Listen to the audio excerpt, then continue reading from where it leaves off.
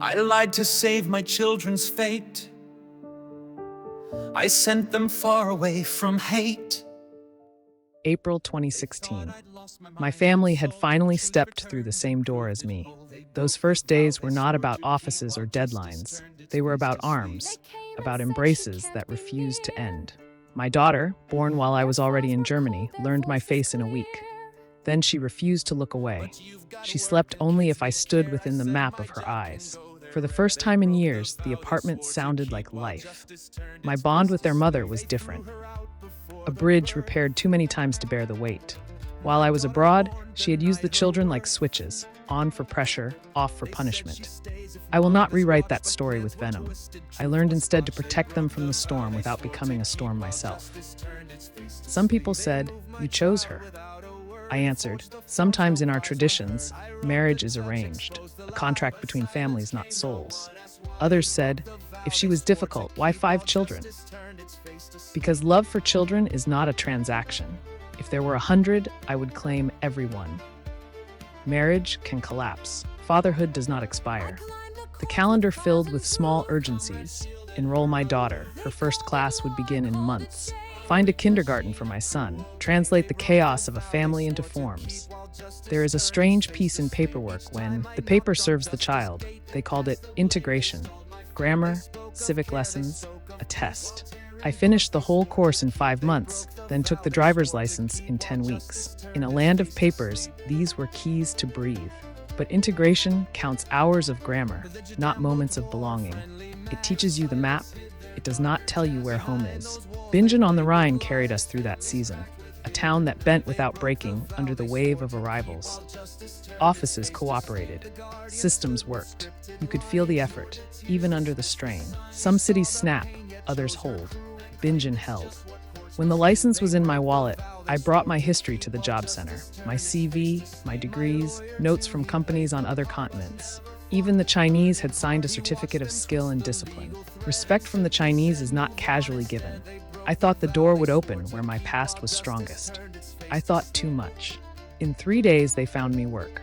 Not as an engineer, not as a specialist, but as an assistant installing doors and garage systems. My high school had been technical, electricity, tools, measure twice, cut once. So the resume they chose was the one from my youth. University, international experience, set aside. It was not exclusion, it was castration. The owner was decent. He said, "You're overqualified." Said, "I want to stop taking assistants." The work was honest. The work was hard. Cement dust raised an allergy that made my eyes swell. I swallowed pills daily to keep moving. Every pill was a tax paid to survival. Evenings, I ran for the medicine, then ate with my children, and borrowed 2 hours of joy before sleep. Sometimes Saturday vanished into overtime. The week devoured the father to feed the worker. Not everything was pain. Johannes and Anita softened the loneliness before my family arrived. Dennis, my colleague, my friend, trained me with patience, carried me when I lagged. Exile teaches you this math. Strangers can become family, while family can become strangers. Their kindness stitched the days together when the thread wore thin. Before I started at the company, I had booked a small trip for my family, our first since they arrived. But work began, so we chose a place near home. Mornings, I left at 6. Nights, I returned only to sleep beside them. A vacation measured in evenings, not in days. Sometimes freedom visits, sometimes it merely waves through the window. I believed that time would open a path back to what I was trained to do, that patience was a bridge, not a waiting room. But 6 a.m. departures and 7 p.m. returns do more than steal hours. They empty a person from within. If integration means being less of a father, what self is left to search for? I searched for myself in dust and in stamps, in jobs that were not mine, in the arithmetic of sacrifice that fathers learn in silence. But the self is not found. The self is defended. This chapter taught me that survival can be loud, dignity, quiet. I will carry both. Because a name is not a title given by offices, it is a weight you refuse to drop. Next week, episode 4, The Isolated Zone.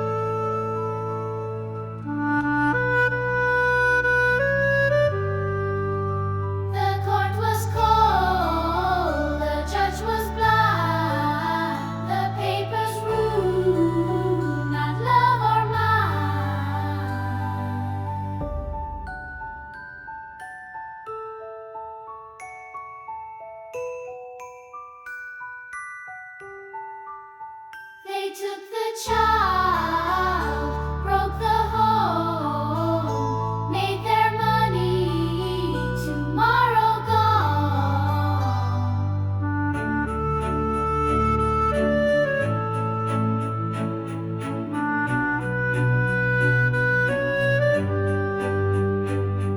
The mother screamed, the father cried. The system chose and justice died. They took the child, broke the home, made their money, tomorrow gone.